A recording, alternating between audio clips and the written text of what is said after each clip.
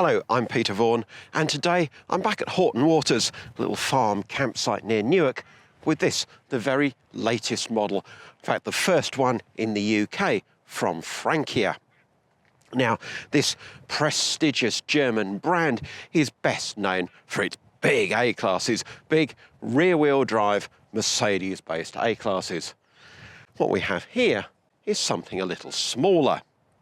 Now, the Neo range was Frankia's entry into the 3.5 tonne market about 3 years ago.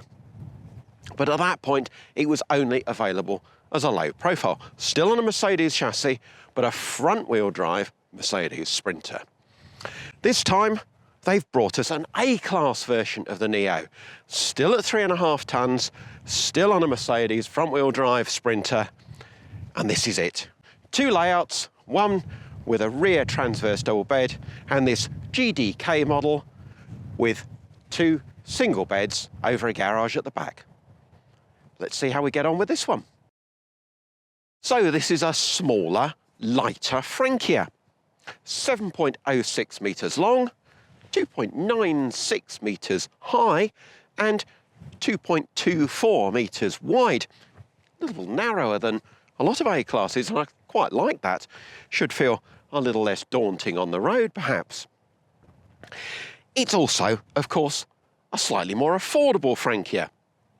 This one starts at £110,350. Now, a quick look at SMC's website, and the larger Mercedes-based Frankias, well, you're looking with fully loaded spec anywhere between £180,000 and £215,000 for the vehicles they've currently got in stock. This one, with spec'd up with the options that you see here and a few that haven't yet been fitted, is £127,447. So not exactly cheap, but comparable with the more compact models from the likes of Hymer and Carthago and so on, with which this vehicle will have to compete. This is also a more modern-looking Frankia. I think it's their best-looking motorhome yet. Simple graphics down the side, and at the front, these slit-like headlights and the matching fog lights below.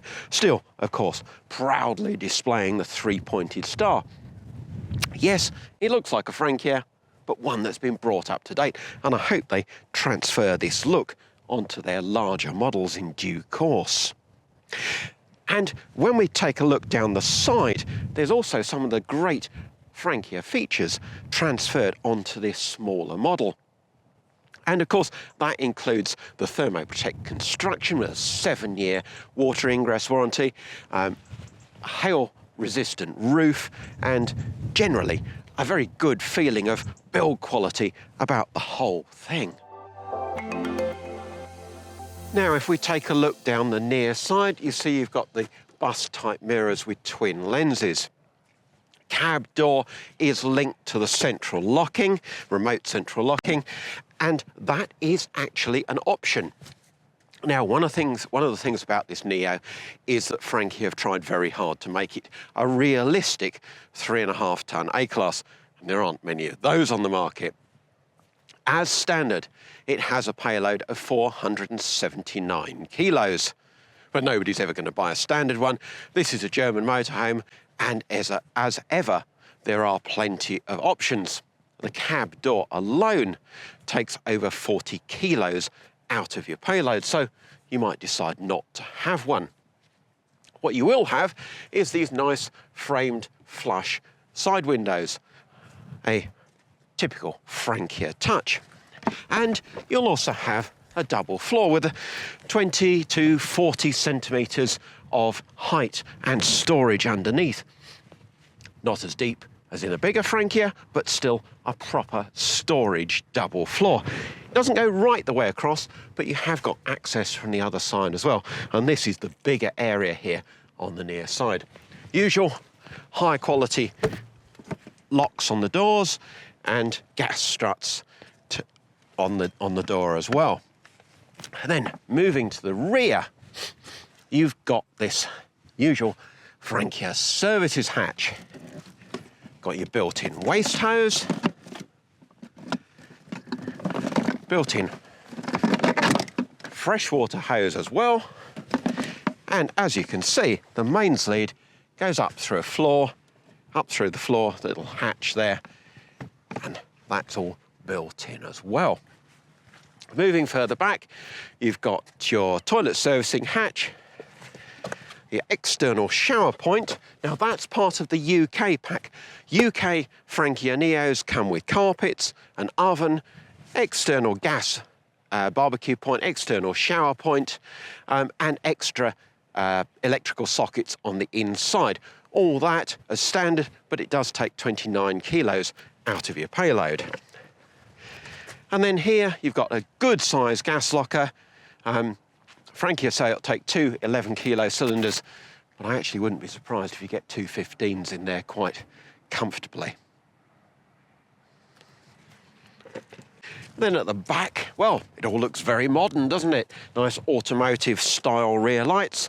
And you think from this groove here that you've got the usual Frankia opening tailgate for really easy access into your garage. Well, I'm afraid you haven't. You can have it as an option, but of course it takes away a little bit more payload, so it's an option. As standard, you just get the one garage door on the off side. You do, however, as standard, get a reversing camera. Hasn't been fitted to this vehicle quite yet because it's fitted in the UK, and that does link through your MBUX display on the Mercedes dashboard.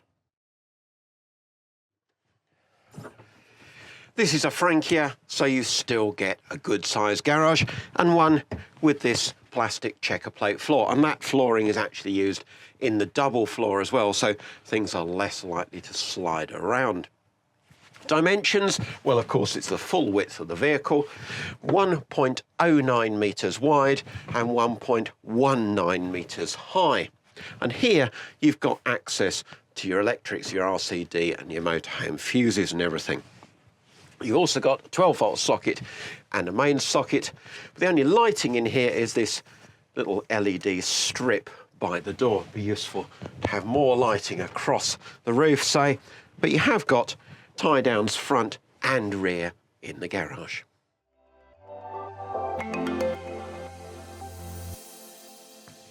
And then continuing down the offside, the alloy wheels, these rather nice black 16-inch alloy wheels, well, they're part of the chassis pack, which I'll come on to in just a second.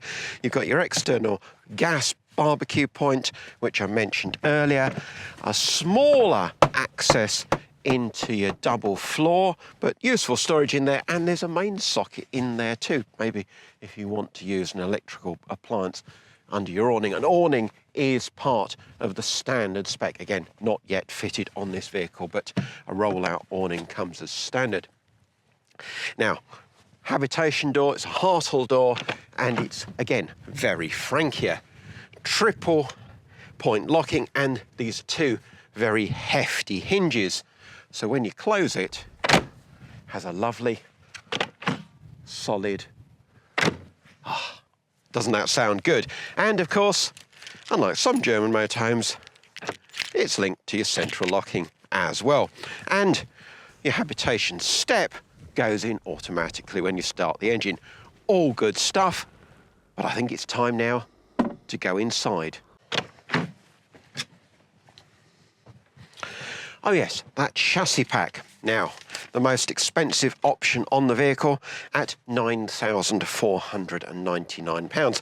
But you won't want to be without it because it gives you the 170 bhp engine, 150 being standard, the automatic gearbox, a 92-litre fuel tank, smaller tank as standard, semi-automatic air conditioning, the Tempomatic cruise control, that's adaptive cruise control, multifunction steering wheel, start and stop, a leather steering wheel, the 16-inch alloy wheels, electric parking brake, attention assist, and the MBUX 10.25-inch display.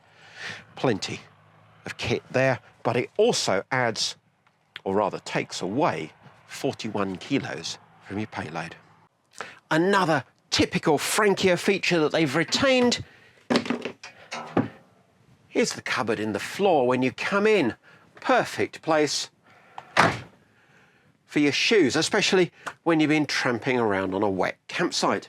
And then you come in, and doesn't it feel modern? Doesn't it feel light and bright and spacious?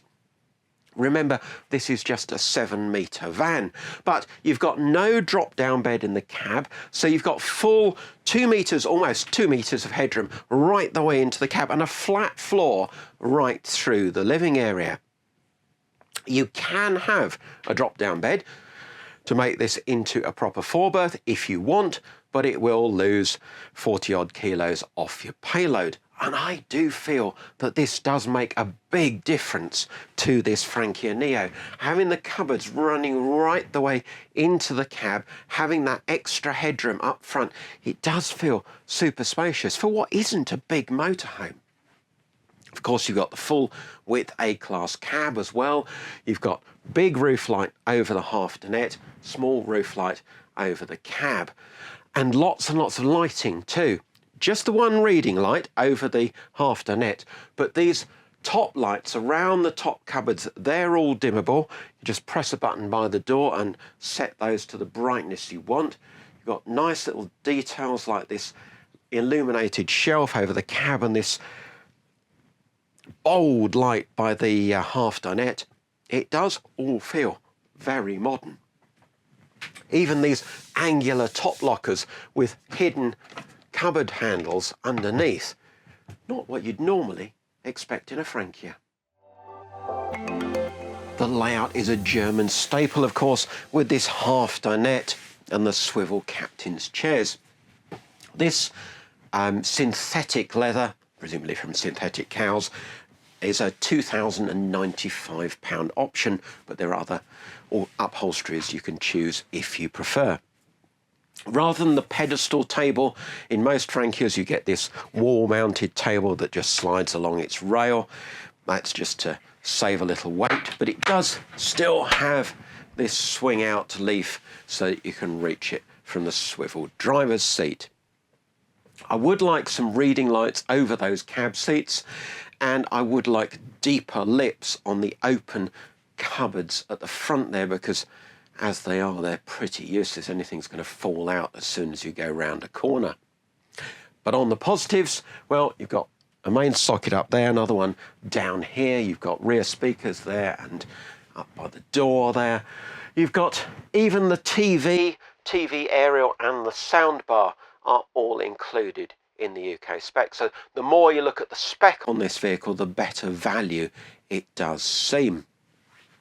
This furniture is called Visby White. Well, the white bit is pretty self-explanatory. There's lots of white in here. But this is the first time we've seen a wood finish in a Frankia Neo. Previously, it was a sort of grey, plain panel, which SMC, the UK importers of Frankia, felt was a little bit too much for a premium motorhome. But now it does feel, well, I really like it. It's nice and light, it's modern, and it still has that Frankia quality about it. Another option to consider is whether you actually need rear seatbelts, because the Neo comes without them. If you want them, they're a £469 option, and here they include Isofix as well. Now, the rear travel seat, if it's fitted as such, also lifts up so you've got really good access into the space underneath. I think there's a cushion missing on this particular vehicle because it looks like you can turn it into an L shape, but when it's just in half dinette format, it's a little odd that you've got this opening permanently into that storage area. There's no door to close it off. So to the kitchen, but before we talk about the galley itself, another trapdoor in the floor. And this one lifts to reveal the fresh water tank. That's 125 litres, of course, in the double floor. You've got your Truma Combi boiler in there. That's a Truma Combi 6 gas and electric boiler system. And you've got your water pump and your hot water dump valve in there. All very convenient. And your wastewater tank, your grey tank, that is also in the double floor, so fully winterised, and that's 100 litres. So onto the kitchen, and in many ways it's what you'd expect in this type of motorhome. But it is upgraded for the UK. You get 3 rings on your hob instead of 2, and you get this Thetford duplex combined oven and grill as standard in the UK.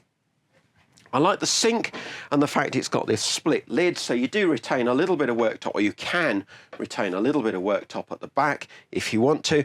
Unfortunately, there's no clever way to use this as an extra worktop as you get in bigger Frankias, so you'll just have to lose that somewhere. But then you've got a USB and two 30-volt sockets there, and one of the best features is these kitchen drawers. They are really domestic quality, nice frames, soft closing mechanisms, and you've got 3 good sized drawers there and another one below the oven. So kitchen storage is excellent, especially when you consider you've got the top lockers as well. The fridge is a compressor model, so it'll run only on the electric, and it's 137.6 litre capacity. We do like to be precise on this channel.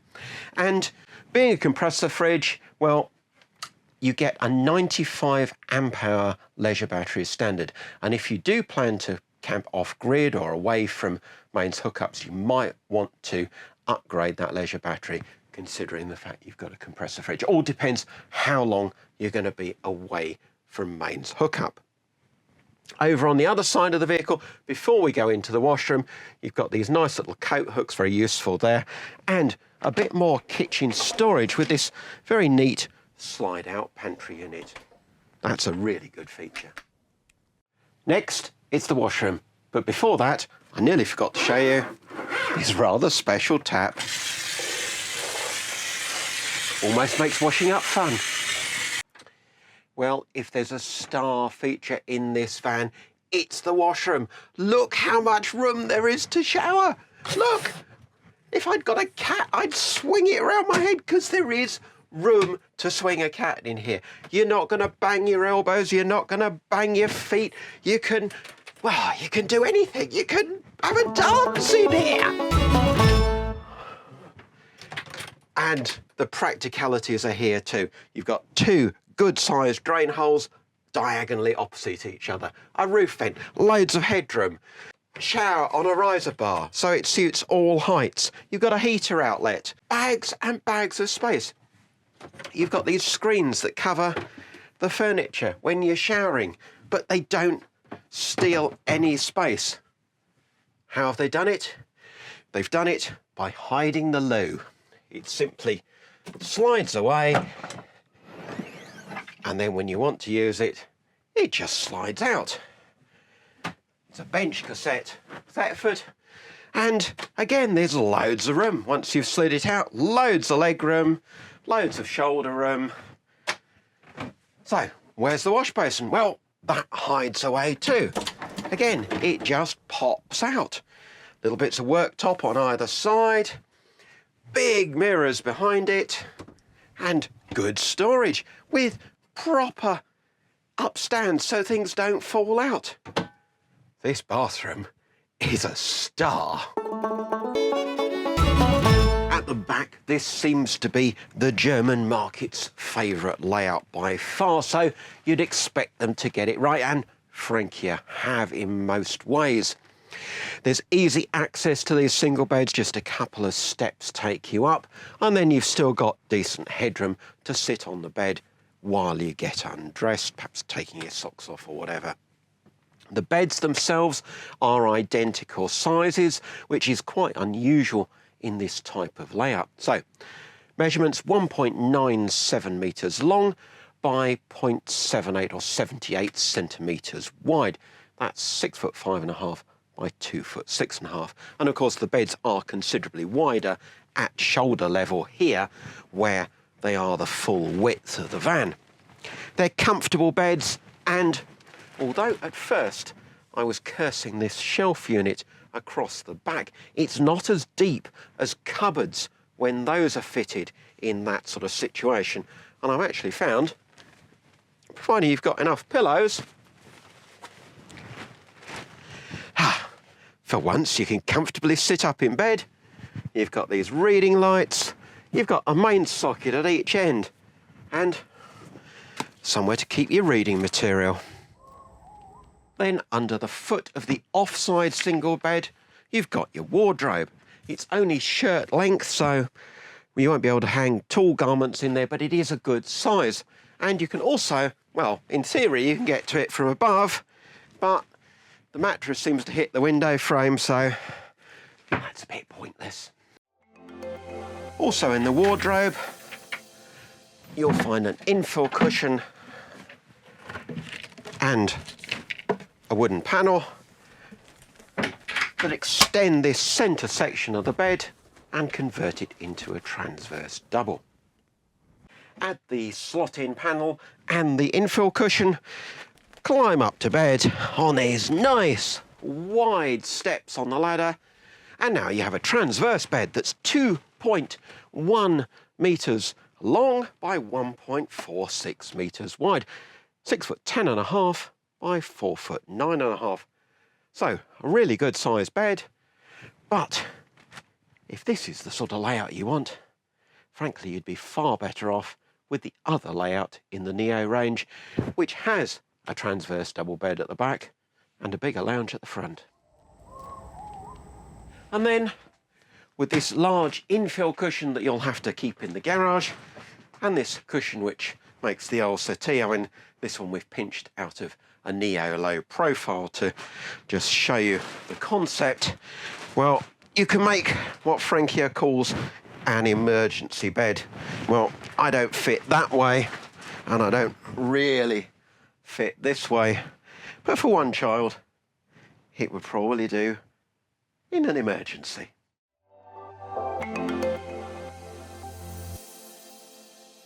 So that's the living area covered. Time to go for a drive. And it's the usual Merc starting procedure, foot on the brake and press the button. You'll also note that there's no sun visors.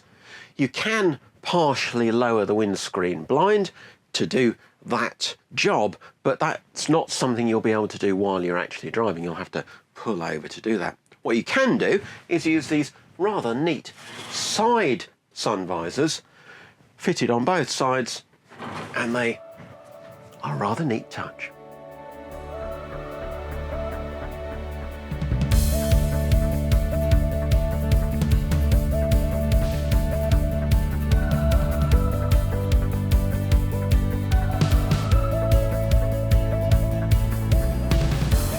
So driving this Frankia Neo, well, the first thing that really impresses is there's certainly 170 very fit horses. It gets up and goes like very few other A-class motorhomes. The 9-speed box is as slick as usual. You certainly won't want for performance in this van, nor will you be disappointed generally about the way it drives, because of course it's the front-wheel drive Mercedes Sprinter with an Alco chassis, and one that's been bespoke built for Frankia. Now, the Alco chassis does seem to give it exceptional stability. I've been passing trucks on the A1 and it's quite a breezy day, but this van feels very, very stable. What else can I tell you? Well, visibility is excellent. You've got the panoramic A-class windscreen, of course, excellent mirrors with the close-up lens at the bottom. And of course, once you've got the reversing camera as well, which will display through the MBUX screen, then all bases covered on the visibility front. As far as noise, well, it's perhaps not a fair test today because it is a bit breezy, but it's fairly average really. There is some conversion noise when I left Horton Waters. The first part of the drive is on third world type road surfaces, as we enjoy in this country, and I think perhaps the Germans need to send some of their motorhomes over onto our lovely road surfaces to see that they need to do just a little bit more to cure some of the rattles. This van is by no means bad, but by no means is it perfect either. Other than that, you've got all the kit, so yeah, pretty impressive. I would certainly rate this above anything equivalent that's based on a Fiat Ducato. One final point though before I wrap up on the driving aspect, and that's windscreen wipers, because they can be something of an A-class bugbear, especially when manufacturers leave them set up for left-hand drive. Well, there's no fear of that here. Really good coverage of that super-sized windscreen, and when you apply the washers, well, they're attached to the wipers arms, so they do a really good job too. Excellent.